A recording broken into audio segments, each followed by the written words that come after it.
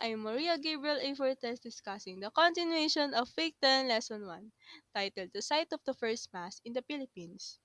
So, one of the people approached the captain with a bowl of rice and some figs in his hands, hoping to trade them for a knife worth only 3 quattrini.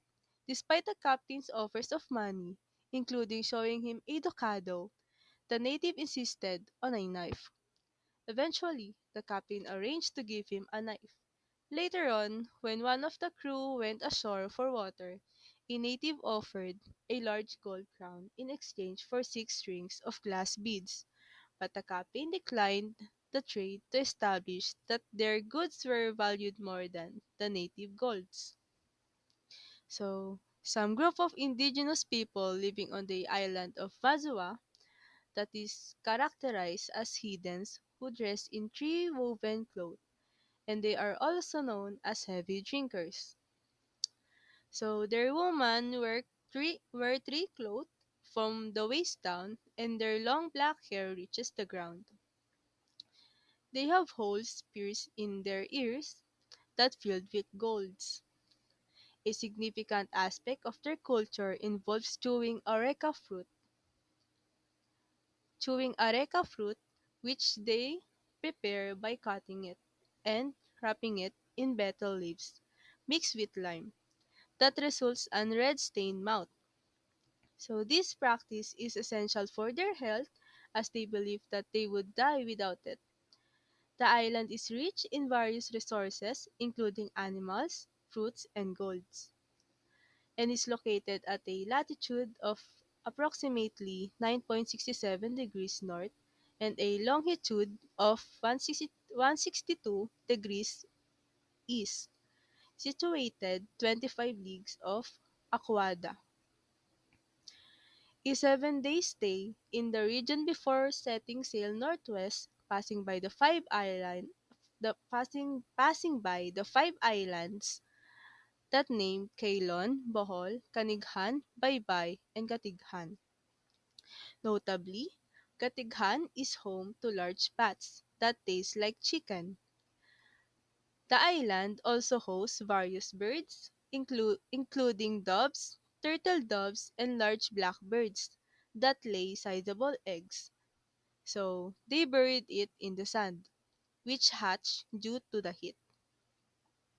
After traveling 20 leagues of no, After traveling 20 leagues from Mazua to Katighan, the crew set out westward but had to wait for the king of Mazua, who was amazed by their sailing speed.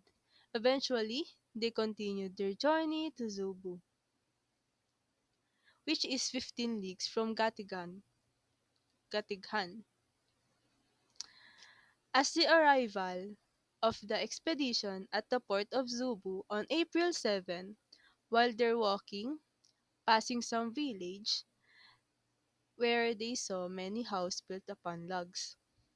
As they approached, the Captain General ordered the ships to display their banners, lower the sails, and fire artillery, which is frightened the local people. An ambassador was sent to the king of Zubu to explain that the display was a customary sign of of peace and respect. The king, initially alarmed, he was reassured and welcomed the Captain General's visit, although mentioned that the ship entering the port typically paid tribute.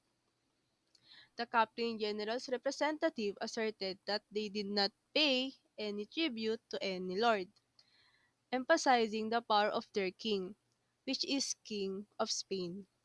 So a Moro merchant warned the king of Zubu about the expedition's past conquest, advising him to treat them well.